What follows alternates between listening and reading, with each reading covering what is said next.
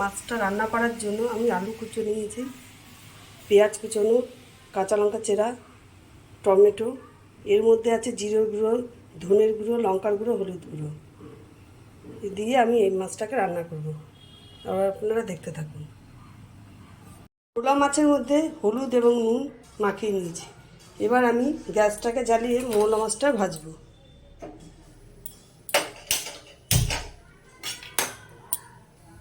কড়াই আমার গরম হয়ে গেছে, এবার আমি কড়াইতে তেল দিয়ে দিলাম।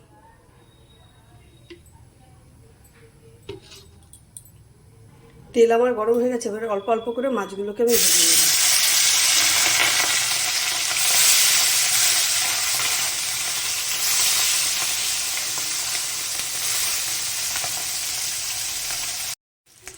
মাছগুলো সব ভাজা হয়ে গেছে, মোলা মাছগুলো। এবার মাছগুলোকে আমি সব তুলে নেব। এই তেলের ভিতরে আমি কালো জিরে ফোড়ন দেবো। মাছে দেওয়ার জন্য যে আলুটা কুটে রেখেছি সেটা আমি এখন তেলের ভিতরে দিয়ে দেবো।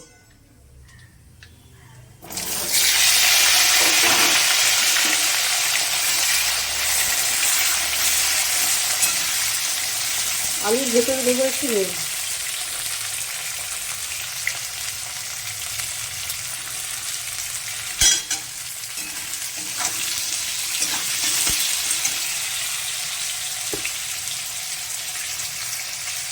আর দেবো একটু হলুদ।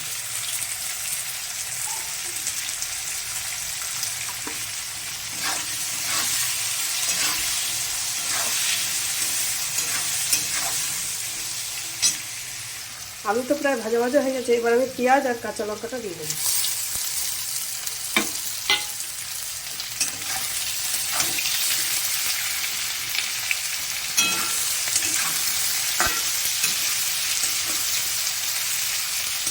পেঁয়াজটা একটু ভাজা ভাজা হয়ে গেলে তারপর আমি মশলাটা দেবো।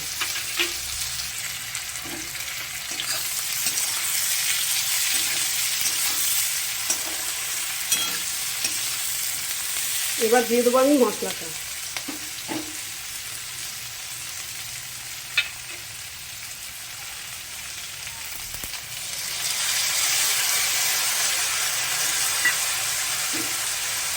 মশলার ভেতরে আদা, জিরে গুঁড়ো, ধনের গুঁড়ো, লঙ্কার গুঁড়ো একটু, আর একটু হলুদ গুঁড়ো দেওয়া।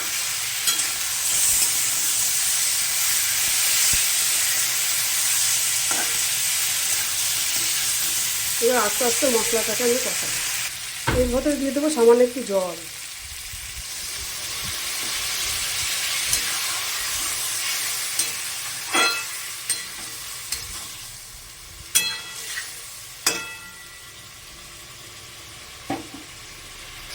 এর ভেতর দিয়ে দেবো আমি টমেটো, হাফ টমেটো দিলাম, কারণ মাছের পরিমাণটা কম তাই অল্পই দিলাম।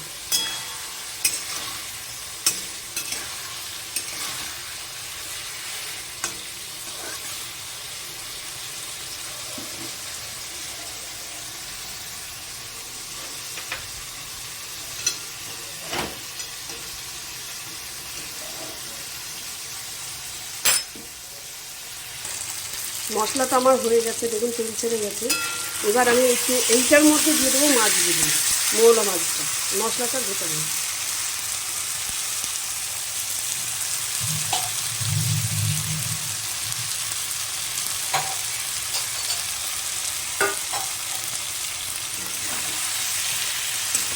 এবার দিয়ে দেবো আমি জল।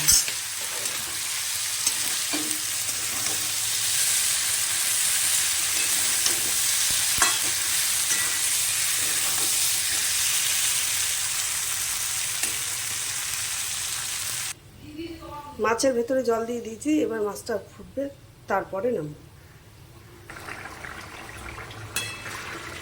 মৌলা মাছ আমার হয়ে গেছে, এবার আমি মৌলা মাছটাকে নামিয়ে দেবো।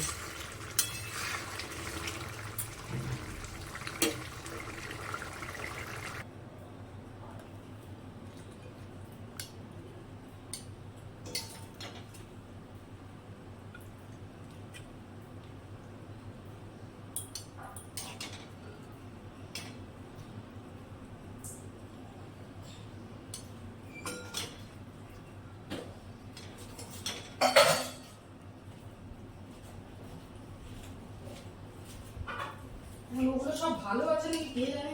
একটু পর কবে জানি করা হলো না। ও শ্বাস করে দিল এটা। খেতে দাও, খেতে দাও।